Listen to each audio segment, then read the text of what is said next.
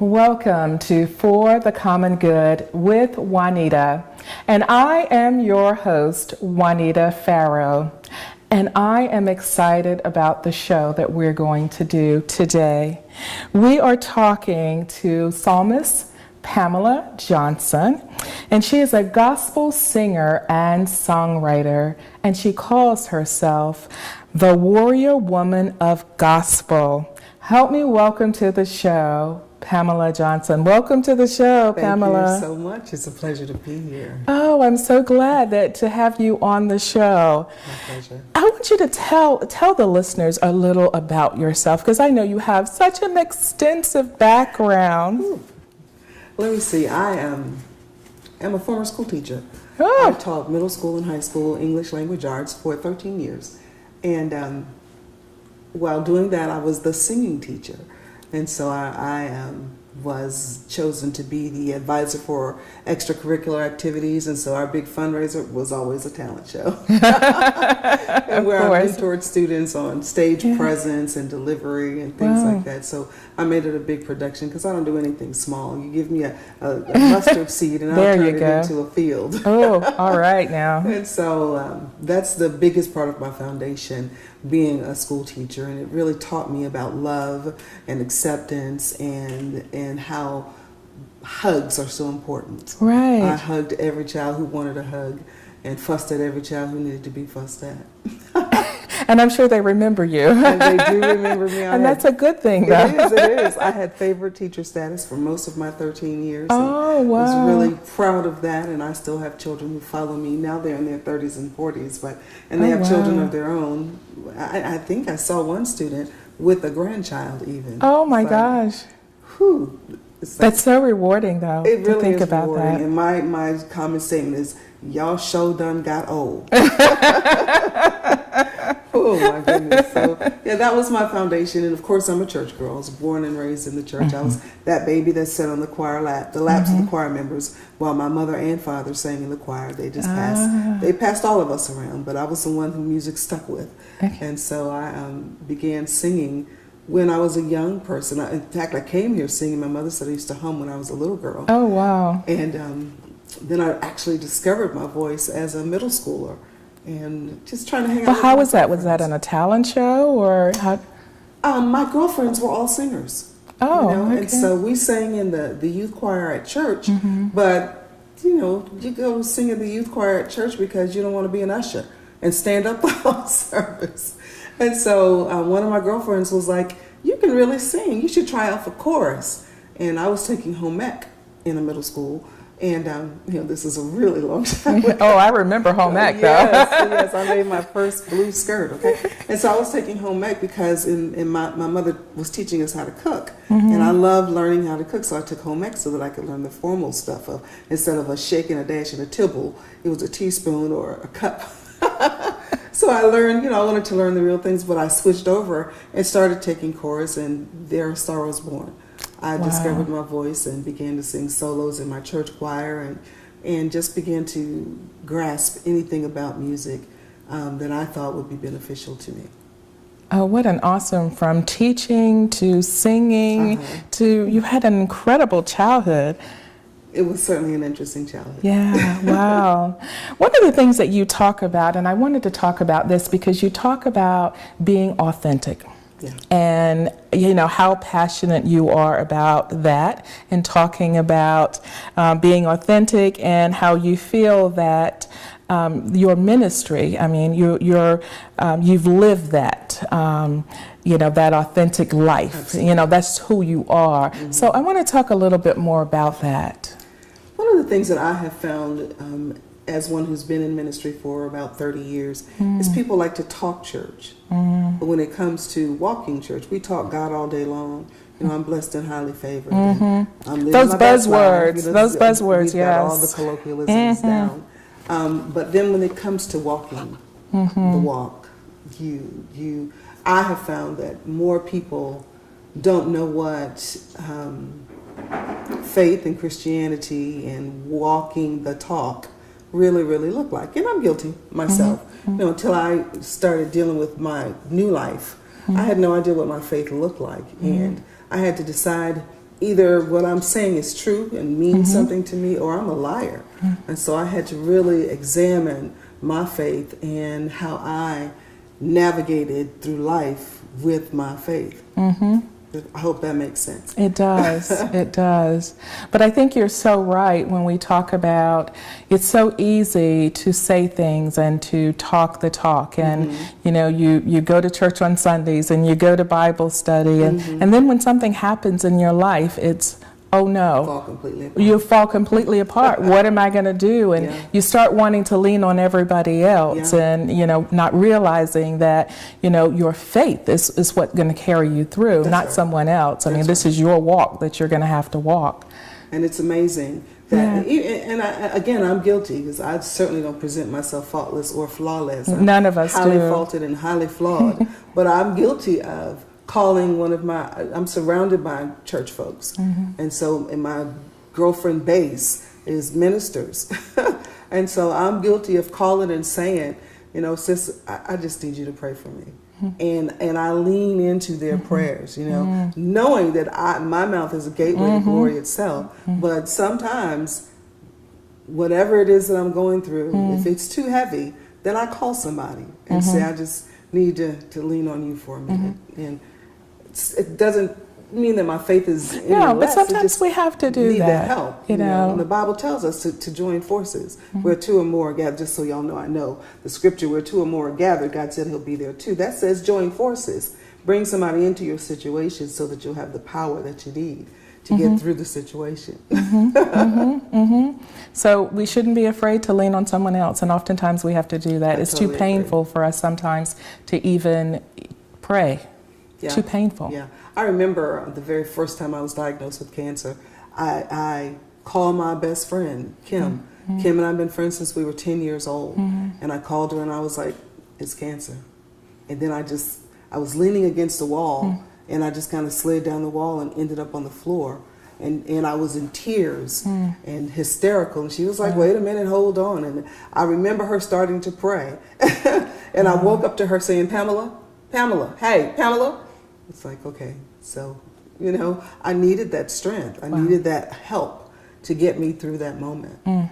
Wow, powerful. We'll be right back.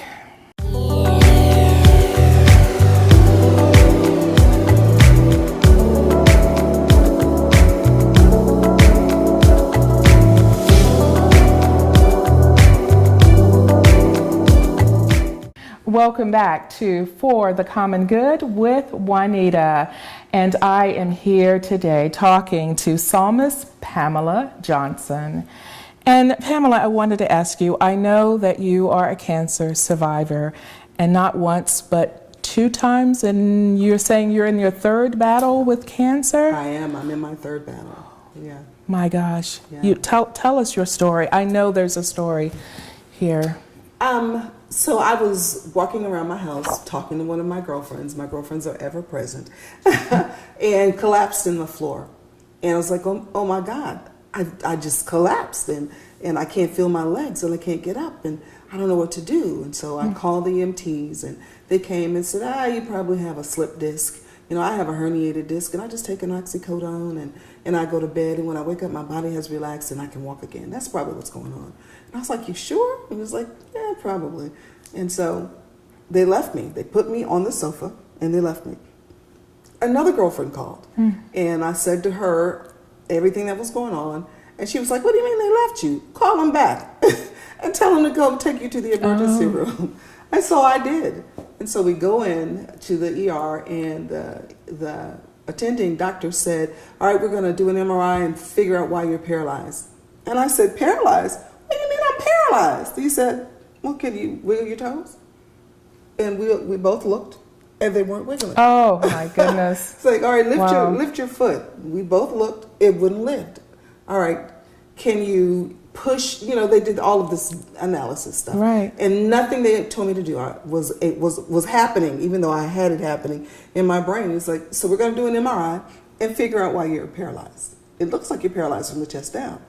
And so, of course, I'm hysterical by then. You know? How can you even hear that? Right, I mean, right. literally, you're not even hearing that. It's not even something you can fathom. When they come and say you're paralyzed, here, I'm a power walker, I'm a runner, I run bleacher sprints up and down the bleachers at the gym, at the track, I go to a track, you know, and you're telling me I'm paralyzed, really? And so we go in and the doctors say, well, I saw in your records that you've been diagnosed with lung cancer, and we found cancer on your spine. So we got to go in there and get that cancer off your spine, because if we don't do it right now, we don't know if you'll ever walk again. And I'm a world changer.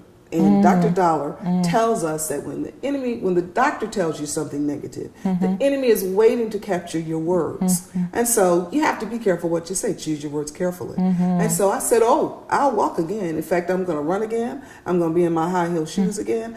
Get the cancer. And you do your part. I got this part. So I called my girlfriend back, told her what they said. You know, it's funny how God has rams in the bush that you just never know. This girlfriend, sorority sister, we had just met at a function. And we're kindred, and so we like talking to each other. I didn't know this woman is a neurosurgeon. Oh, wow. Dr. Marlon Lake in Florida. Had no idea. Neurosurgeon. Oh, wow. That's a ram in the bush. God had already set me up. Right? Everything you need is already there. It's already there. God has already divinely set you up for what you need. You just have to bump into it and recognize it. Recognize that it's there for you. And so we prayed. I called my brother. He lives in North Carolina. And I was like, all right, let's get it. And so we went in, and the next thing I knew, they were waking me up. And then they said they got all the cancer, and you know, they gave me the note, but we still don't know if you'll ever walk again. And so I said again, I'll walk again. You got your part, now the rest is on me. And I knew, and I had already prayed. I had reached out to sorority sisters, and they had bum rushed the hospital. They were waiting in the waiting room. Oh my goodness. And so I had people already praying for me, you know, and so I remember laying in the hospital, looking down at my feet, saying, "Y'all gonna wiggle today." And they, you know, it was like speak power, yes. Right? And so it was like they were looking back at me, because you know you have on socks, and I took off the socks. Y'all are gonna wiggle today. Wiggle. I said, and I kept saying, y'all are gonna wiggle, wiggle, doggone it, wiggle. And so I told them to wiggle until they agreed and started wiggling. Oh my goodness. And so then it became, so I said to the nurses, you know, I'm going to sit up today. It's like, oh, no, you can't sit up, and thoracic spine surgery, and you can't move in. It's like, okay, well, listen, I'm going to sit up today. Y'all can witness it or you can hear about it, but today is my day. And so I'll call you when I'm ready. So I called them when I was ready, and they had to sit me up because it really was thoracic spine surgery, and I really was pretty helpless. I couldn't do anything really. But they sat me up, and I sat on the edge of the bed, and I told them to let me go, and I held on, and I said, okay, I'm up. Just lay me back down, please, because it was excruciating. And I said, all right, if I can sit up, I can get up. Tomorrow, I'm getting up. So tomorrow came, we went through the whole thing all over again. And again, you can hear about it or you can see it, but today's my day, I'm getting up. And so when they sent, when I sent for them, they brought me a walker, and I was like, all right. So they helped me sit up, and I stood up, only a few seconds, and I was like, tomorrow we walk. Wow. So we sat back down. Tomorrow came, I walked. And so every day I call my doctor, Dr. Rockstar, but he's Dr. Jason Friend at Grady. Love him. He came in and he'd say, I heard you sit up today. Did you really sit up? And he's a fist bumper, so we fist bumped. I heard you stood up today. Did you? So it's like, you're amazing. This is not supposed to be happening. So what did they tell you in the beginning about, you know, your walking, you know, after the surgery? What did they say to you? The expectation was that I would not walk again.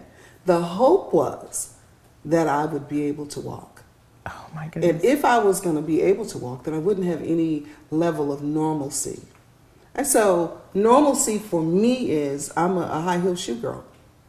And so, because I'm a singer, I'm on stage, and I like the glamour and all of that goes along with being a performer. Right. And so I've got 300 pairs of stilettos in my closet calling my name. So that's normalcy for me.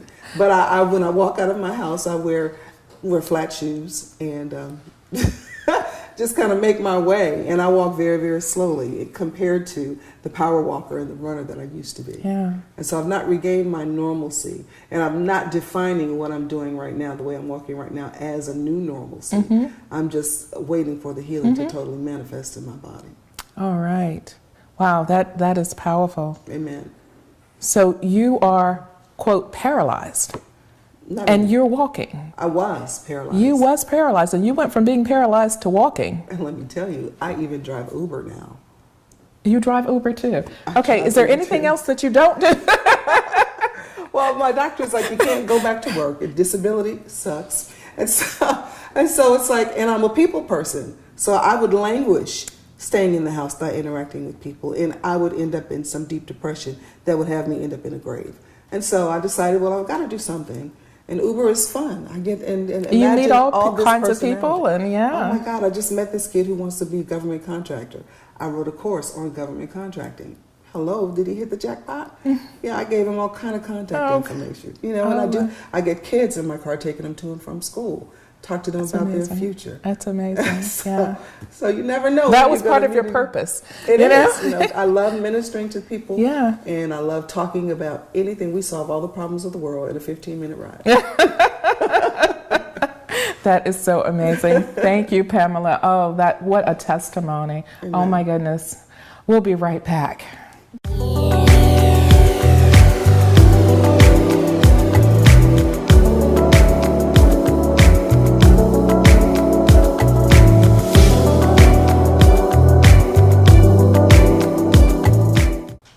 Welcome back to For the Common Good with Juanita. And I'm your host, Juanita Farrow. And I'm here talking to psalmist Pamela Johnson.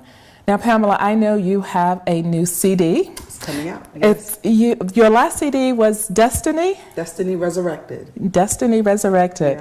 Yeah. Oh, that's so exciting. Yeah. You got to tell us about what was the thought behind that CD? What was the story behind that? Simple. I went to church 2 weeks. I had found cancer for the second time. They'd done a lumpectomy. And that Sunday morning, 2 weeks later, I was just compelled to go to church and understand that I was supposed to be in bed and I was in a lot of pain, really haggard. It was terrible. But my spirit wouldn't rest. And so I got up and I drove to church. And while I was at church, Dr. Dollar told the story about the cemetery.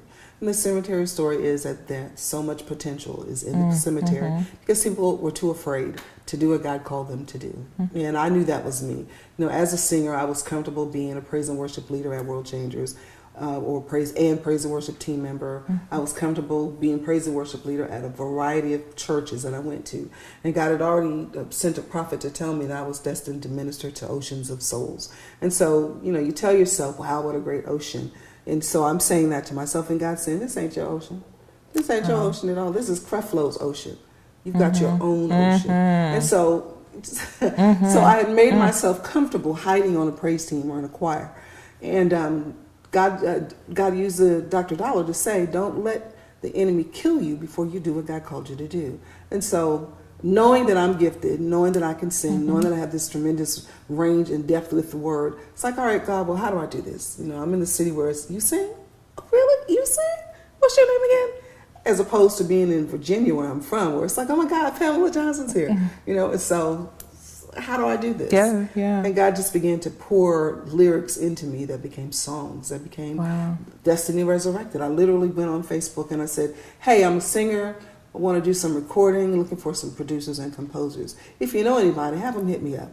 And people began to flood my inbox. I'm a producer. I can play. And so I ended up with 5 producers on Destiny Resurrected, which was my choice because I wanted different sounds. And producers, you know, don't agree, but everybody has their signature stuff. And so if I can listen to someone I love, like John P. Key. And I know that's a John P. Key song because it's got his signature stuff in it. And so I picked 5 different producers because I wanted to make sure that their signature wasn't all over my CD. I wanted my own signature. Ah, yes. And so I remember my goddaughter called me and she was upset. And she was like, I just want to pray for you, Aunt Pam. And I was like, okay, baby, pray. And in her prayer, she was like, Father, just breathe on my aunt. Father, breathe on her spirit. And so we got, Father, breathe on me. All right now. So, I mean, everything, and I recorded it the way I heard it. I like to say that angels sit on my shoulders and sing in my ear, and I just repeat what they give me. Oh, you know? wow. And so every single song Such that a I gift. wrote, and I wrote 8 of the 10, every single song that I wrote, I heard it, and I would turn on my phone and sing, walk around my house in prayer, singing whatever the angels are singing to me. And then I go to the studio and say, hey, Vernon and Felice Messon, this is my song. And I sing it in their studio, and it's like, Father Breathe is a hit, you know. And so you're getting the words, so I mean, just coming to you. I heard Father Breathe. Oh my gosh, that plain, that clearly. Oh my goodness, that's amazing. I did. I heard it just like that. It's just like you and I are talking.